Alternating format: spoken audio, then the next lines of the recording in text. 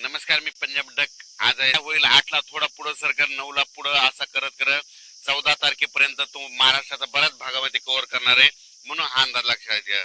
पण आज 7 तारखेला मात्र सगळ्या राज्यभर पसरणार नाही. आज फक्त काय झालं, तळ कोकणातून ते पाऊस पुढे सरकारला आणि आज रात्रीपर्यंत बऱ्याच भागामध्ये मग काय होईल, सातारा, सांगली, सोलापूर, कोल्हापूर, अहिल्यानगर, पुणे, त्याच्यानंतर इकडे बीड जिल्हा, लातूर जिल्हा, धाराशिव जिल्हा, मराठवाड्यापर्यंत आज ते मदाल मारण आणि इकडे थोडी उत्तर महाराष्ट्राकडे काही जिल्ह्याकडे जाईल, म्हणून हे अंदाज लक्षात यायचा. पण आजपासून सगळे संपूर्ण महाराष्ट्रभर जाणार नाही. 7 पासून ते 14 तारखेपर्यंत दररोज वेगवेगळ्या भागात दररोज काय होईल, पुढे पुढे सरकार तो मान्सून प्रवास करणार आहे, म्हणून हा अंदाज लक्षात यायचा. काल देखील म्हणजे काल 6 जूनला देखील आमच्या परभणी जिल्ह्यामध्ये शेलू तालुका, मानवत तालुका, परभणी जिल्ह्यामध्ये मानवत ह्या भागामध्ये इतकं वादळी वाऱ्यानं शेतकऱ्याचं अतोनात नुकसान केलं. लाईटचे ट्रान्सफॉर्म उपटून पडले, त्याच्यानंतर सोलार उपटून पडले. म्हणजे इतकं वारं भयानक होतं की खूप मध्ये पाऊस पडला. आणि हे आमच्या इथली ही कसुरा नदी आहे, या कसुरा नदीला यात पाणी देखील आलं, इतका पाऊस झाला. म्हणून हे देखील तुम्हाला सांगू इच्छितो.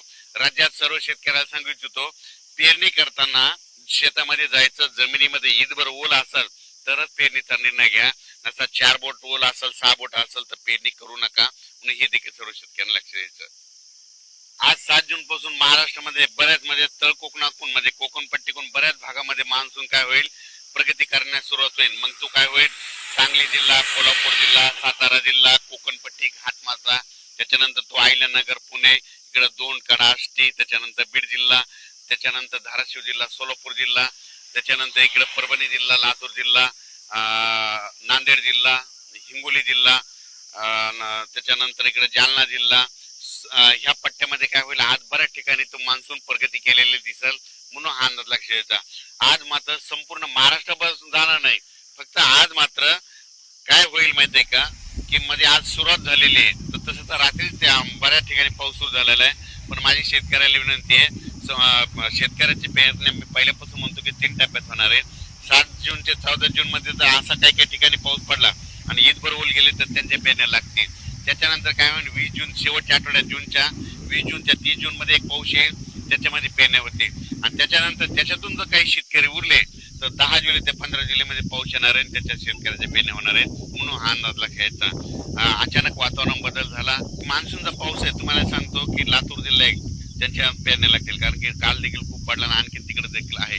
धाराशिव जिल्हा, बीड जिल्हा, परभणी जिल्हा, नांदेड जिल्हा, हिंगोली जिल्हा, त्याच्यानंतर सोलापूर जिल्हा, सांगली, त्याच्यानंतर सातारा, कोल्हापूर, अहिल्यानगर, पुणे ह्या पट्ट्यामध्ये मात्र मान्सून चांगला सक्रिय होणार आहे. त्याच्यानंतर विदर्भात पण काय होणार आहे, यवतमाळ जिल्हा, वाशिम जिल्हा, त्याच्यानंतर वर्धा, नागपूर, भंडारा, गोंदिया, चंद्रपूर, अकोला, अमरावती, बुलढाणा ह्या पट्ट्यामध्ये चांगला हे मान्सूनचा पाऊस चांगला सुरुवात करणार नाही.